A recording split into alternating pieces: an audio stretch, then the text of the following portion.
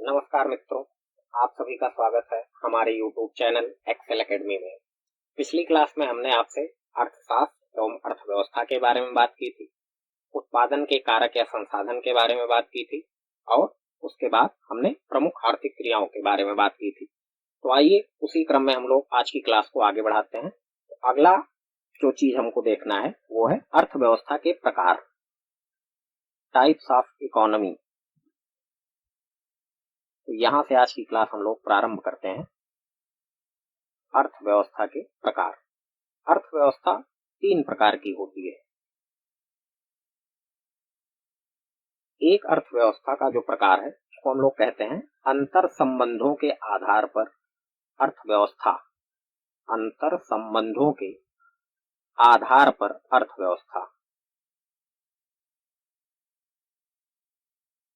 दूसरे को कहा जाता है संसाधनों के स्वामित्व के आधार पर। संसाधनों के स्वामित्व के आधार पर अर्थव्यवस्था। स्वामित्व के आधार पर अर्थव्यवस्था। तीसरी चीज होती है उसको हम लोग कहते हैं विकास की अवस्था के आधार पर अर्थव्यवस्था। विकास की अवस्था के आधार पर अर्थव्यवस्था।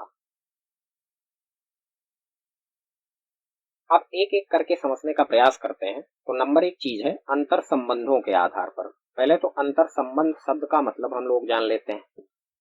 एक एक शब्द का मतलब हमको समझ लेना है। तो अंतर संबंध का मतलब होता है कि 2 या 2 से अधिक देशों के बीच कैसा संबंध है। 2 या 2 से अधिक देशों के बीच कैसा संबंध है, इसको हम लोग कहते हैं अंतर संबंध। कैसा संबंध है। अब अंतर संबंधों के आधार पर जो अर्थव्यवस्था होती है वो 2 प्रकार की होती है। एक जिसे कहते हैं खुली अर्थव्यवस्था, ओपन इकोनॉमी। दूसरी होती है बंद अर्थव्यवस्था, क्लोज्ड इकोनॉमी। बंद अर्थव्यवस्था को क्रूसो इकोनॉमी भी कहते हैं। क्रूसो अर्थव्यवस्था। आपने रॉबिन्सन क्रूसो की कहानी पढ़ी होगी, जिसमें वो एक टापू में फंस जाता है कई महीनों के लिए। बाद में उसको रेस्क्यू कराया जाता है। तो जब वहां टापू पर बंद वो फंस जाता है तो क्या होता है कि वो पूरी दुनिया से कट जाता है। तो सिंपल सी बात, अब आपको मतलब ही समझ में आ गया होगा कि ऐसी अर्थव्यवस्था, पहले बंद अर्थव्यवस्था का बेसिक मतलब ही जान लीजिए कि ऐसी अर्थव्यवस्था जो पूरी दुनिया से कटी रहती है उसको हम लोग बंद अर्थव्यवस्था कहते हैं। अब आइए समझने का प्रयास करते हैं कि खुली अर्थव्यवस्था क्या है और बंद अर्थव्यवस्था क्या है। नंबर 1 बात, जो खुली अर्थव्यवस्था है इसमें वस्तुओं और सेवाओं के आयात निर्यात की अनुमति होती है। वस्तुओं और सेवाओं। वस्तु और सेवा क्या है हमने पिछली क्लास में आपको बताया है। वस्तुओं और सेवाओं के आयात निर्यात की अनुमति होती है। अनुमति या स्वतंत्रता भी आप कह सकते हैं। और बंद अर्थव्यवस्था में इसका जस्ट उल्टा होता है, यानी कि आयात निर्यात की अनुमति नहीं होती है। आप पूरा लिख सकते हैं अपने नोट्स में, आयात निर्यात की अनुमति या स्वतंत्रता नहीं होती है। दूसरी बात है कि जो खुली अर्थव्यवस्था है ये उदारवादी नीति का पालन करती है। लिबरल पॉलिसीज होती हैं इनमें। और जो बंद अर्थव्यवस्था है वो संरक्षणवादी नीति का पालन करती है। संरक्षणवादी नीति का पालन होता है। संरक्षणवादी यानी अपने हितों का पहले ख्याल रखना। ठीक। अब खुली अर्थव्यवस्थाएं भी कभी कभार विपरीत परिस्थितियों में संरक्षणवादी नीतियों का पालन शुरू कर देती हैं।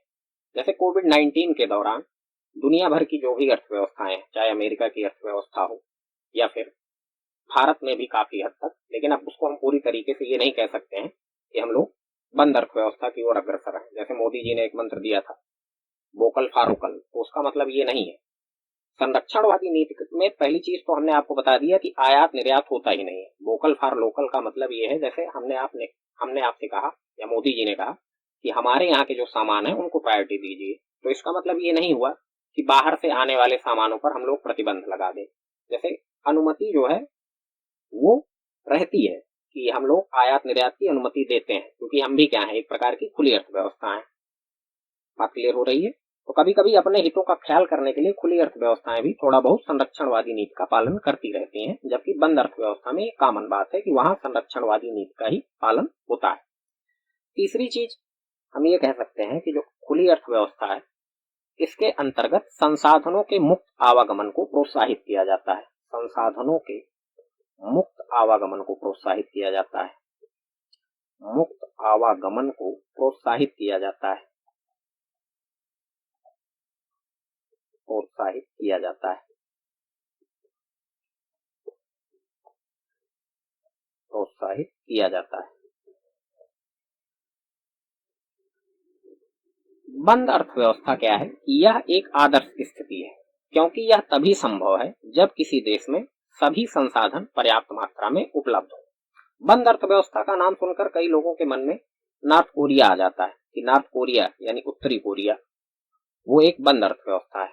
तो वो बंद अर्थव्यवस्था नहीं है, ठीक है, क्योंकि वो क्या करता है कि कहीं ना कहीं से आयात या निर्यात तो करता ही। यहाँ पे मात्रा का प्रभाव नहीं पड़ता है।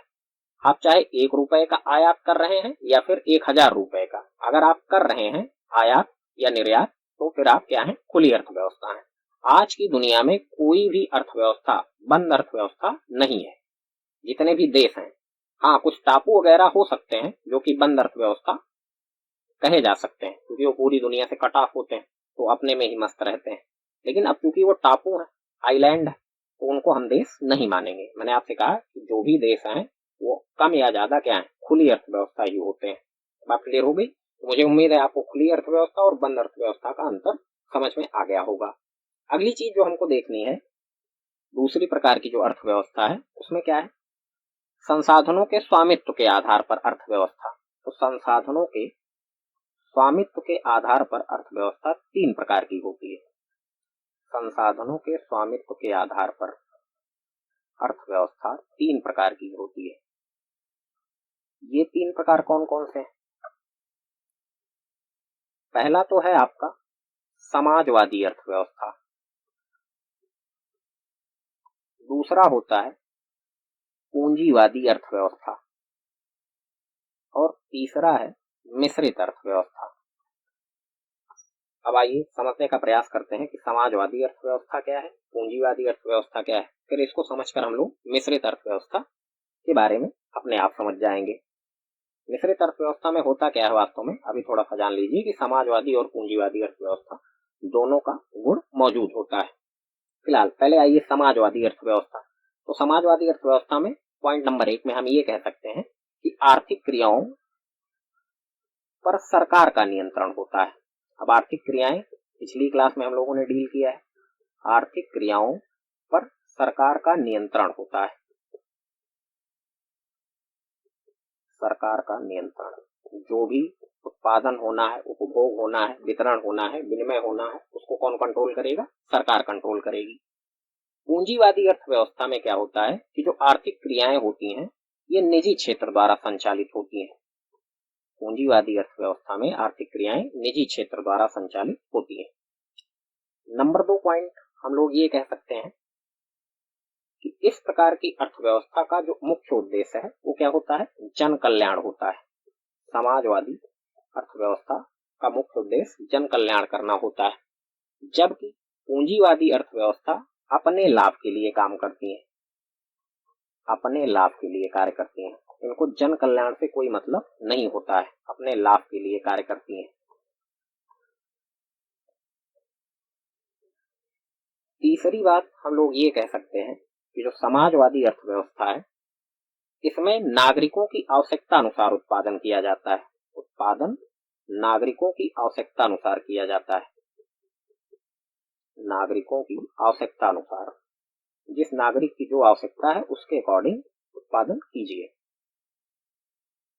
जबकि पूंजीवादी अर्थव्यवस्था में बाजार प्रतिस्पर्धा को प्रोत्साहित किया जाता है। बाजार प्रतिस्पर्धा को प्रोत्साहित किया जाता है, को प्रोत्साहित किया जाता है। तो ये पॉइंट नंबर 3। आगे हम लोग और कुछ बातों को जान लेते हैं कि समाजवादी अर्थव्यवस्था का जनक वो कार्ल मार्क्स सर को माना जाता है, ठीक है, और पूंजीवादी अर्थव्यवस्था का जनक एडम स्मिथ सर को माना जाता है। एडम स्मिथ सर ने डिमांड एंड सप्लाई को अदृश्य हाथ बताया है। ये जो अदृश्य हाथ होते हैं, इनविजिबल हैंड होते हैं, जो पूरी अर्थव्यवस्था को चलाते रहते हैं। इन्होंने एक टर्म बताया है एडम स्मिथ सर ने, जिसको हम लोग कहते हैं लेसेस फेयर। लेसेस फेयर ये क्या है?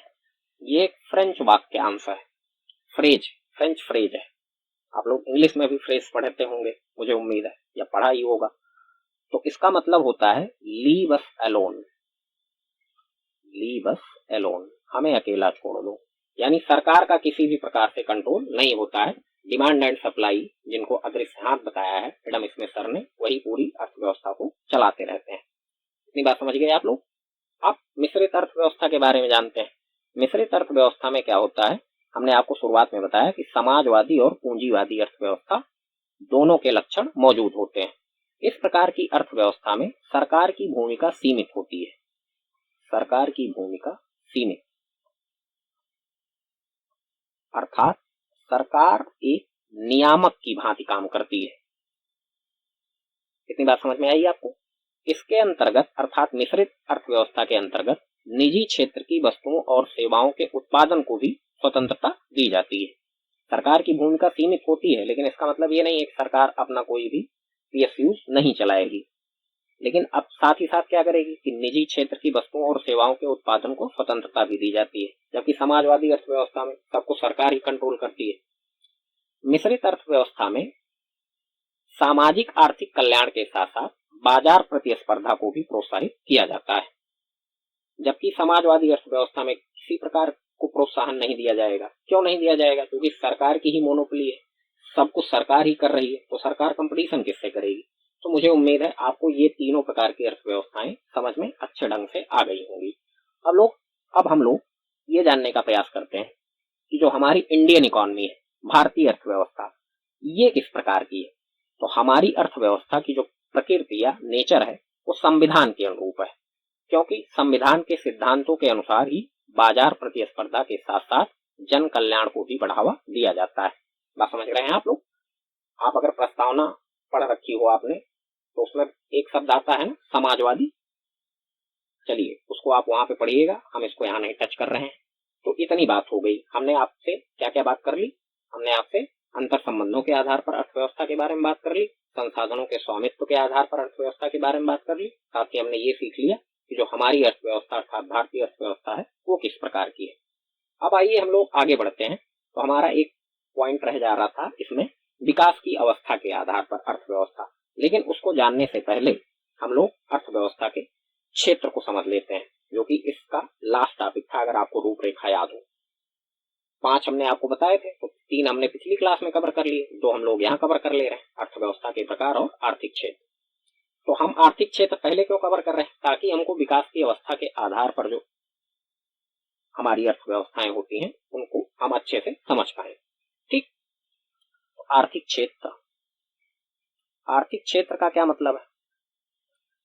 अर्थव्यवस्था में जहां से पैसे आते हैं उसको ही हम लोग क्या कहते हैं? क्षेत्र या क्षेत्रक भी कह देते हैं, सेक्टर्स कहते हैं। अब आर्थिक क्षेत्र जो है वो 3 प्रकार के होते हैं। अब ये 3 प्रकार कौन कौन से हैं? नंबर 1 प्राथमिक क्षेत्र, प्राइमरी सेक्टर। नंबर 2 होता है हमारा द्वितीयक क्षेत्र, और नंबर 3 होता है तृतीयक क्षेत्र। Primary, secondary, tertiary. Tertiary sector को हम लोग सेवा क्षेत्र भी कहते हैं। अभी समझेंगे कि सेवा क्षेत्र क्यों कहा जाता है इसको। प्राथमिक क्षेत्र का क्या मतलब है? प्राथमिक क्षेत्र का मतलब है कि प्राकृतिक संसाधनों की सहायता से, प्राकृतिक संसाधनों की सहायता से उत्पादन किया जाता है, संसाधनों की सहायता से उत्पादन किया जाता है। जैसे प्रमुख जो है वो है आपका, एग्जाम्पल के तौर पे कृषि क्षेत्र हो गया, फॉरेस्टिंग हो गया, मुर्गी पालन, पशु पालन, ये सब हमारे किसके अंतर्गत आते हैं? प्राथमिक क्षेत्र के अंतर्गत आते हैं। बात समझ रहे हैं आप लोग? जैसे कृषि पूरी तरीके से बरसात पे डिपेंड है। अगर बरसात अच्छी हो रही है तो कृषि बढ़िया होगी, अगर बरसात अच्छी नहीं हुई तो समस्या खड़ी हो जाती है।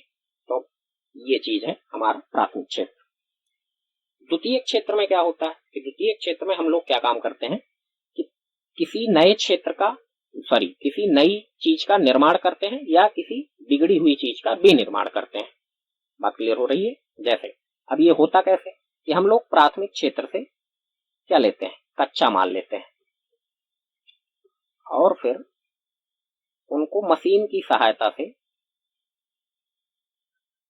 कोई दूसरा रूप दे देते हैं। मान लीजिए कि आपको ब्रेड बनाना है तो आप क्या करेंगे? ब्रेड किससे बनेगा? गेहूं से बनेगा। या मान लीजिए बिस्किट ही बनाना है तो बिस्किट भी किससे बनेगा? गेहूं से बनेगा। अब उसको आप लेके आएंगे तो गेहूं किसका एग्जाम्पल है? प्राथमिक क्षेत्र का। प्राथमिक क्षेत्र के अंतर्गत ही गेहूं आएगा। अब उसको आप लेके आएंगे जहां आपने फैक्ट्री या कारखाने लगा रखे हैं, उनमें मशीन की सहायता से कुछ इधर उधर करेंगे तो उससे क्या बन के निकलेगा? आपका ब्रेड बन के निकलेगा या बिस्किट बन के निकलेगा। ठीक, तो ये द्वितीय क्षेत्र हो गया। अच्छा, प्राथमिक क्षेत्र का ड्रॉबैक क्या है? प्राथमिक क्षेत्र का ड्रॉबैक ये है कि इसमें जो है लेबर की बहुत ज्यादा आवश्यकता होती है और जमीन भी आपको बहुत ज्यादा चाहिए होगी, है कि नहीं? जैसे मान लीजिए कि आपके पास एक ही बीघा जमीन है, तो अब एक बीघा में आप अगर कृषि करते हैं तो उससे आपको क्या फायदा मिलेगा? अब अगर उस एक बीघे की जमीन में मान लीजिए आपने कोई अच्छा सा स्कूल खोल दिया, कॉलेज खोल दिया, तो फिर आपको कृषि की तुलना में ज्यादा तगड़ा फायदा मिलेगा। बात क्लियर हो गई? द्वितीय क्षेत्र का ड्रॉबैक क्या है? इसमें पूंजी की बहुत सारी आवश्यकता होती है, धन की अत्यधिक आवश्यकता होती है। भाई चूंकि आपको फैक्ट्री लगाने, कल कारखाने लगाने, तो उनमें क्या किसकी मात्रा अधिक होगी? धन की मात्रा आपकी अधिक लगेगी। बात क्लियर हो गई? द्वितीय क्षेत्र की बात हो गई। तृतीय क्षेत्र को सेवा क्षेत्र कहते हैं। इसके एग्जाम्पल में क्या क्या बातें हो गई? इसमें एक चीज हमने आपको बताया कि निर्माण किया जाता है या विनिर्माण किया जाता है। अभी हम उसका भी अंतर समझ लेंगे कि निर्माण क्या है और विनिर्माण क्या है। तृतीय क्षेत्र को सेवा क्षेत्र कहते हैं। इसके एग्जाम्पल में जैसे आपका बैंकिंग सेक्टर हो गया, बैंकिंग सेक्टर, एजुकेशन सेक्टर हो गया, हॉस्पिटल सेक्टर हो गया, और उसके बाद कम्युनिकेशन, आपका टेली कम्युनिकेशन सेक्टर, ये सब किसके एग्जाम्पल होते हैं? ये सब तृतीय क्षेत्र में आते हैं। अब मैंने आपसे कहा कि ये सेवा करते हैं। सेवा किसकी किसकी करते हैं? ये द्वितीय क्षेत्र की भी सेवा करते हैं और साथ ही साथ प्राथमिक क्षेत्र की भी सेवा करते हैं। इसको एक एग्जाम्पल के माध्यम से समझते हैं। जैसे मान लीजिए कि एक किसान है, किसान के पास गेहूं है।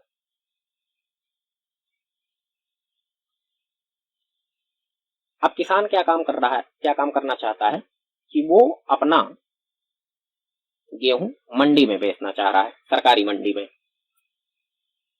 तो एक आदमी उसको मिल जाता है तो कहता है कि मंडी में बेचने से अच्छा है कि आप एक ब्रेड बनाने वाली कंपनी को अपना माल बेच दीजिए। मंडी में तमाम प्रकार की समस्याएं मौजूद होती हैं, जैसा कि आप लोग जानते हैं कि कृषि सुधार कानून लाए गए थे लेकिन सरकार ने उनको वापस ले लिया। तो मंडियों में प्रमुख समस्याएं होती हैं, उसको हम लोग मेंस में देखेंगे। जैसे एक प्रमुख समस्या ये भी हो जाती है, अभी तत्काल में थोड़ा सा प्रसंग आ गया है तो मैं आपको बता दूं कि भ्रष्टाचार बहुत व्याप्त होता है। जो बिचौलिए होते हैं, जिनको आम बोलचाल की भाषा में हम लोग दलाल कहते हैं, तो उनकी अधिकारियों से साठ गांठ रहती है। अब किसान जो है अपना माल लेके लाद फांद के लेके जाएगा वहां पे मंडी में। एक तो मंडियां काफी दूर दूर है, 40 किलोमीटर 50 किलोमीटर के अंतराल पे होती हैं लगभग हर जगह। अब कहीं थोड़ी बहुत ज्यादा इधर उधर हो सकती है, जैसे हमारे यहाँ से 40 किलोमीटर दूर है नेक्स्ट। ठीक है, तो अब वहां पे क्या होगा कि वहां के जो अधिकारी होंगे वो कहेंगे कि हमारे पास रखने की जगह नहीं है, आप जो है इसको बाद में लेके आना, कल लेके आना, परसों लेके आना। तो अब यहाँ से वो लेके गया है तो वो फिर वापस लेके आए, किराया दे। भाई ट्रैक्टर वाला फ्री में तो लेके गया नहीं होगा। अगर मान लीजिए उसका खुद का है तो डीजल पेट्रोल उसका जला है। तो इस प्रकार की ये समस्याएं।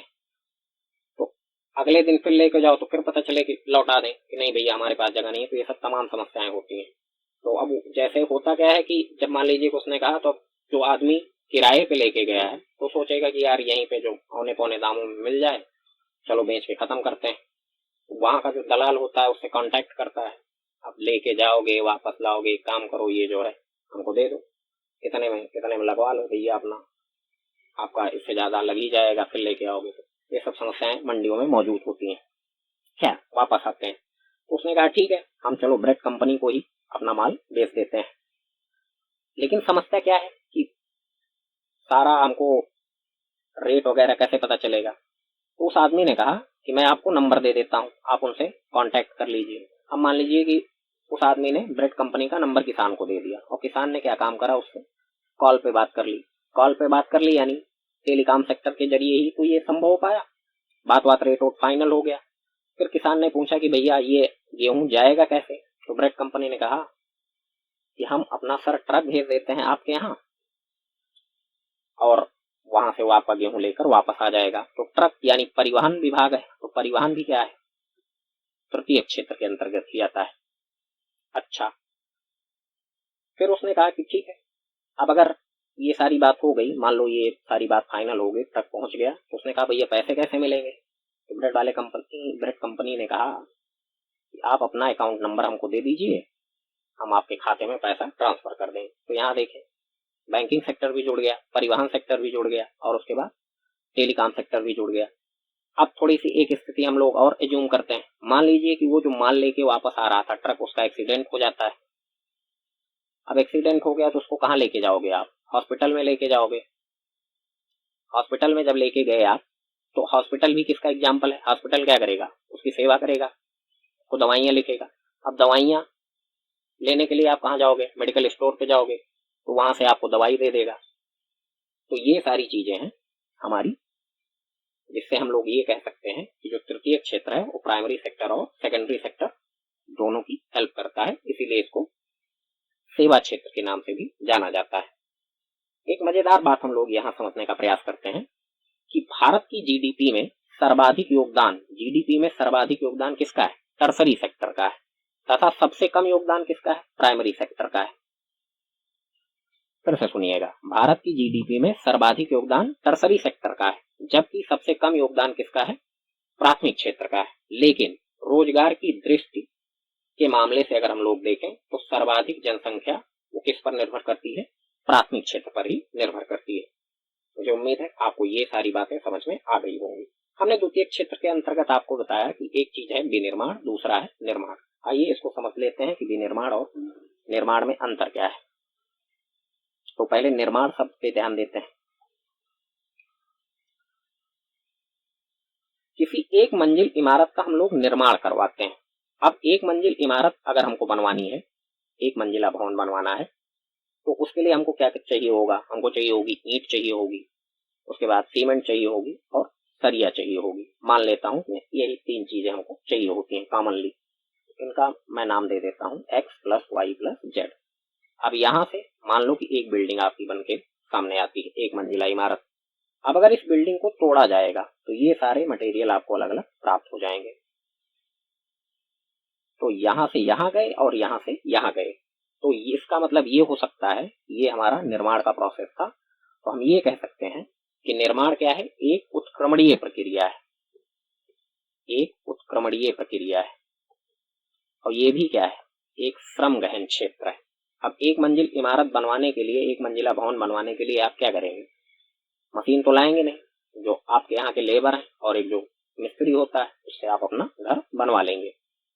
तो हम ये कह सकते हैं कि निर्माण जो है वो एक उत्क्रमणीय प्रक्रिया है, यानी दोनों डायरेक्शन में पॉसिबल हो सकती है। ऐसे आपने केमिस्ट्री में पढ़ा होगा ना, उत्क्रमणीय अपक्रिया। वहां पे क्या कहते थे आप लोग, वहां पे कहते थे कि ऐसी अपक्रियाएं जो दोनों दिशाओं में हो सकती हैं उनको हम लोग उत्क्रमणीय अपक्रिया कहते हैं। जैसे एक famous example N2 + 3H2 gives out twice NH3, यानी नाइट्रोजन और हाइड्रोजन मिलकर आपका अमोनिया गैस बना लेती हैं, और अमोनिया गैस को अगर विखंडित किया जाए तो नाइट्रोजन और हाइड्रोजन अलग अलग मिल जाती हैं। ये किसका एग्जाम्पल है, हैबर विधि द्वारा अमोनिया का निर्माण है ये।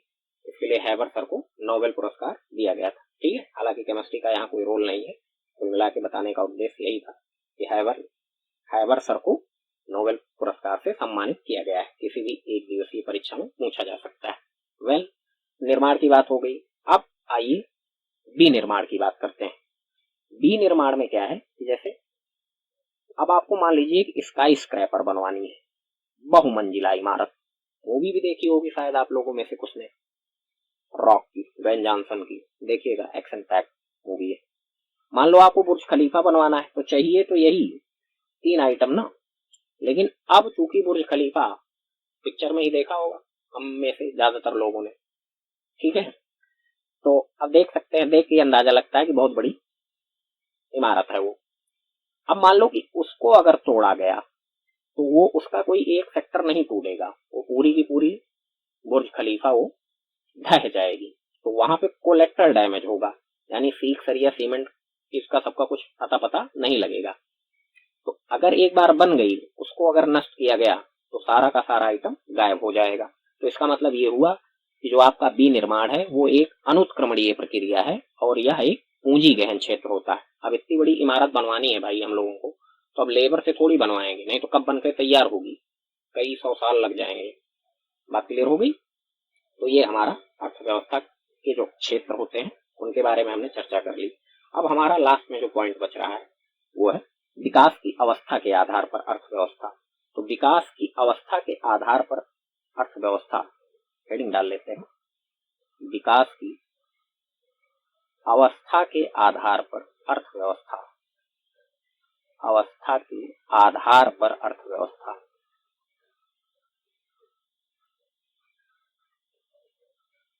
ये 3 प्रकार की अर्थव्यवस्था होती है। कौन कौन सी? नंबर 1 अल्प विकसित अर्थव्यवस्था, अल्प विकसित अर्थव्यवस्था। दूसरी होती है, यहां लिख देता हूं, विकसित अर्थव्यवस्था। और इनके बीच की स्थिति में आ जाती है हमारी विकासशील अर्थव्यवस्था। समझते हैं वन बाई वन करके। अल्प विकसित अर्थव्यवस्था क्या होती है? इस संसाधनों का दोहन या तो प्रारंभ ही नहीं होता है या फिर बहुत अल्प मात्रा में होता है। जो भी संसाधन है, अगर कोई अर्थव्यवस्था अल्प विकसित है तो ये वहां पे या तो संसाधनों का दोहन प्रारंभ ही नहीं हुआ होगा, या अगर हुआ है तो बहुत अल्प मात्रा में हुआ है। तो इसको लिख लेते हैं, संसाधनों का दोहन, संसाधनों का दोहन या तो प्रारंभ नहीं होता है, प्रारंभ नहीं होता है, या अल्प मात्रा में होता है, बहुत कम। अच्छा, विकसित अर्थव्यवस्था में क्या होता है कि संसाधनों का अधिकतम दोहन होता है, संसाधनों का अधिकतम दोहन,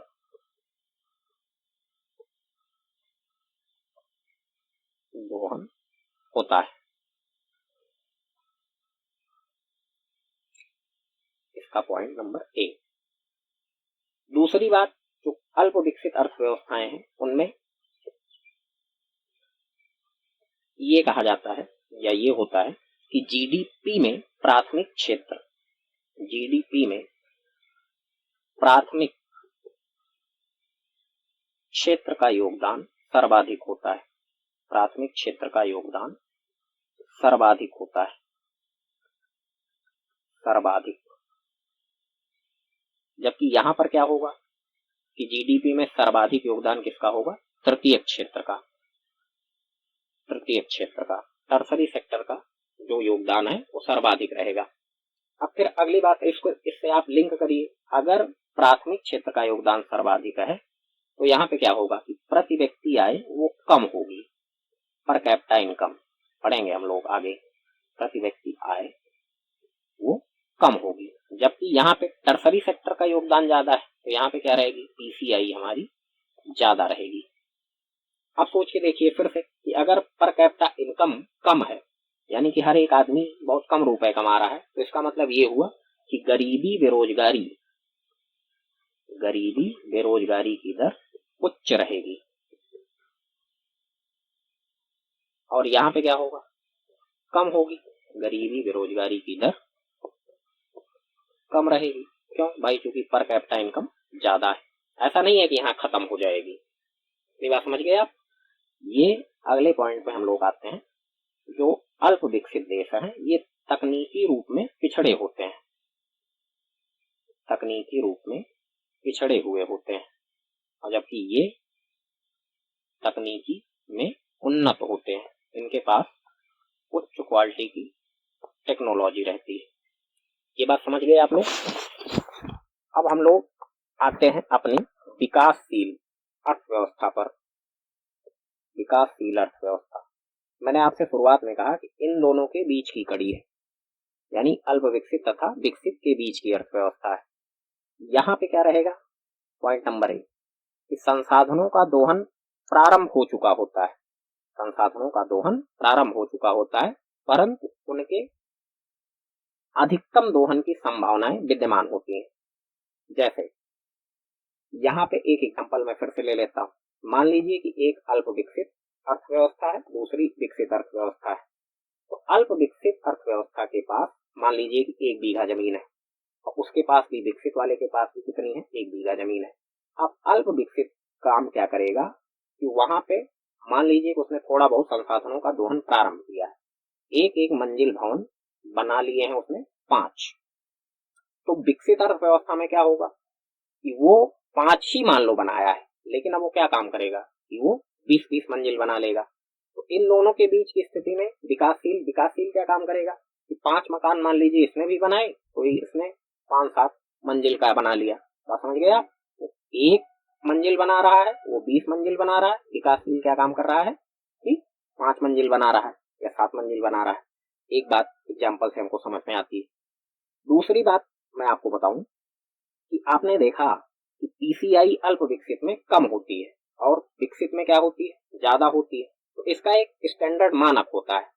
फिर से बता रहा हूं कि ये एक आंकड़ा है, आज नहीं तो कल वेरी कर सकता है, इसलिए आंकड़ों पे हमें ध्यान नहीं देना है। तो ये पीसीआई का जो अंतरराष्ट्रीय मानक है, उससे विकासशील अर्थव्यवस्था का मानक कम होता है। इसमें आपने देखा अगली बात कि जो है वो था हमारा कि तकनीकी रूप में पिछड़े होते हैं जो अल्प विकसित देश होते हैं, जबकि विकसित देश क्या होते हैं, तकनीकी रूप में उन्नत होते हैं। इनके पास क्या समस्या होती है विकासशील में, इनके पास तकनीकी तो होती है लेकिन आधुनिक तकनीकी नहीं होती है, आधुनिक तकनीकी का अभाव होता है। इसमें पॉइंट पे मत जाइएगा, मुझे लगता है ये पॉइंट नंबर 3 होना चाहिए, आधुनिक तकनीकी का अभाव होता है। एक पॉइंट और समझ लेते हैं, अल्प विकसित अर्थव्यवस्था में जो है आधारभूत संरचना का अभाव होता है, जबकि विकसित अर्थव्यवस्था में आधारभूत संरचना उच्च कोटि की होती है। तो इनके पास क्या होता है कि सुदृढ़ आधारभूत संरचना की कमी होती है, यानी कहीं कहीं पे तो बेसिक इंफ्रास्ट्रक्चर वो बहुत बेहतरीन होता है, कहीं कहीं पे बहुत ज्यादा गड़बड़ होता है। जैसे आप, अगर मैं अपनी बात करूं, अपनी इन द सेंस पूरे भारतवर्ष की, तो हम लोग भी क्या है, एक विकासशील अर्थव्यवस्था है, ऐसा माना जाता है। वास्तव में है भी, अभी बहुत सुधार करने की आवश्यकता है। अच्छा, चाइना के बारे में क्या ख्याल है? चाइना तो नंबर 1 का चालू पीस है, वो भी विकासशील अर्थव्यवस्था है, सोचिए। खैर वापस आते हैं, तो मैं क्या बता रहा था, जैसे अभी हम लोग दिल्ली, मुंबई, बड़े बड़े महानगरों में चले जाएं तो हमको बेहतरीन से बेहतरीन सड़कें, वर्ल्ड क्लास इंफ्रास्ट्रक्चर देखने को मिलेंगे, एयरपोर्ट बहुत बढ़िया बढ़िया देखने को मिलेंगे। ये सब इंफ्रास्ट्रक्चर ही, अल विकसित में कुछ नहीं होगा, जबकि विकसित में ये बढ़िया होगा। जैसे अमेरिका एक प्रकार की क्या है, विकसित अर्थव्यवस्था है ना, तो वहां की सड़कों के बारे में एक कथन है कि अमेरिका ने सड़कों को नहीं बनाया है, अपितु सड़कों ने अमेरिका को बनाया है। वापस आते हैं फिर से, तो हमने आपसे कहा कि अगर हम बड़े बड़े मानक या महानगरों में जाते हैं तो हमको वर्ल्ड क्लास इंफ्रास्ट्रक्चर देखने को मिलता है, लेकिन अभी मान लीजिए कि हम अपने गांव की तरफ आते हैं, तो कच्ची सड़कें हैं या बहुत ज्यादा है तो खड़ंजे लगे हैं, खड़ंजे लगे हुए हैं, पगडंडियां हैं, बरसात बरसात में लोगों को सोचना पड़ता है कि घर से बाहर निकलें तो कैसे निकलें या ना ही निकलें, इस प्रकार की तमाम समस्याएं हो जाती हैं। तो हमारे यहाँ क्या होती है, सुदृढ़ आधारभूत संरचना की कमी होती है, यानी हर जगह अपने को नहीं देखने को मिलती है अच्छी इंफ्रास्ट्रक्चर संरचना की कमी। तो सफर अभी बहुत लंबा तय करना है हम लोगों को इन द सेंस भारतीय अर्थव्यवस्था को। औद्योगिकीकरण में अनेकों संभावनाएं विद्यमान होती हैं। अगर विकासशील देशों के बारे में बात की जाए, औद्योगिकीकरण में अनेकों संभावनाएं विद्यमान होती हैं। जैसे अब एक बात बताइए आप लोग कि जो विकसित देश हैं वहां की कंपनियों को अगर इन्वेस्टमेंट करना है तो कहां पर वो इन्वेस्टमेंट करना चाहेंगी? क्या वो अल्प विकसित रास्तों में जाना पसंद करेंगी या फिर विकासशील रास्तों में? तो जाहिर सी बात है, आप लोगों में से कुछ सोच रहे होंगे कि सर संसाधनों का दोहन प्रारंभ हुआ ही नहीं है, वो लोग वहीं जाएंगे क्योंकि वो संसाधनों का अधिकतम दोहन वहां आराम से कर पाएंगे। लेकिन संसाधनों के दोहन से ही मतलब नहीं। अगर कहीं कोई कंपनी निवेश कर रही है तो उसको इंफ्रास्ट्रक्चर भी चाहिए। अब अल्प विकसित राष्ट्रों या अर्थव्यवस्थाओं के पास तो सड़कें ही नहीं है, एयरपोर्ट ही नहीं है, वहां माल बना भी रही हैं तो वो उनका मतलब एक्सपोर्ट इंपोर्ट कैसे होगा? कोई चीज उनको मान लीजिए कि नेटिव कंट्री से लानी है तो कैसे आएगा? ये सारी समस्याएं होंगी। इसलिए विकासशील देशों में वो जाना प्रेफर करती है। बात क्लियर हुई? इसलिए आप देखिए चाइना, चाइना में बहुत सारी कंपनियां इन्वेस्ट करती हैं और उसी क्रम में भारत में भी पर्याप्त जो है विदेशी निवेश हो रहा है। क्योंकि क्या है, हम लोग विकासशील अर्थव्यवस्था है, हमारे पास माना की आधारभूत संरचना की कमी है, लेकिन अब ये तो है ही है ना कि उनका माल आराम से पहुंच सकता है, ज्यादा समस्याएं उनको नहीं होगी। भारत की अर्थव्यवस्था के संदर्भ में आपने एक शब्द सुना होगा, मुझे उम्मीद है कि भारतीय अर्थव्यवस्था संक्रमणकालीन दौर से गुजर रही है। इसका क्या मतलब है? इसका मतलब ये है कि प्राइमरी सेक्टर का पहले योगदान हो, फिर सेकेंडरी सेक्टर का योगदान हो, फिर फाइनली क्या होता है, टर्सरी सेक्टर अच्छा करना चाहिए, तो तब समस्या में कोई दिक्कत नहीं होती। अब भारत के केस में क्या है कि प्राइमरी सेक्टर जो है वो तो कह सकते हैं कि थोड़ा बहुत अच्छा परफॉर्मेंस किया है, लेकिन प्राइमरी सेक्टर से हम लोग सीधा टर्सरी सेक्टर पर जंप कर गए।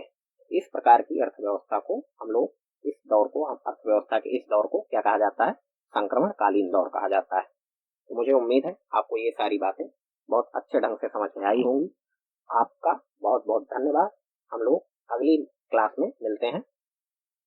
तब तक के लिए आप लोग पढ़ते रहिए, अपना और अपने का ख्याल रखिए और चैनल को सब्सक्राइब करें, वीडियो को लाइक करें, ज्यादा से ज्यादा लोगों के साथ शेयर करना ना भूलें। मिलते हैं आपसे नेक्स्ट क्लास में। आप सभी लोगों का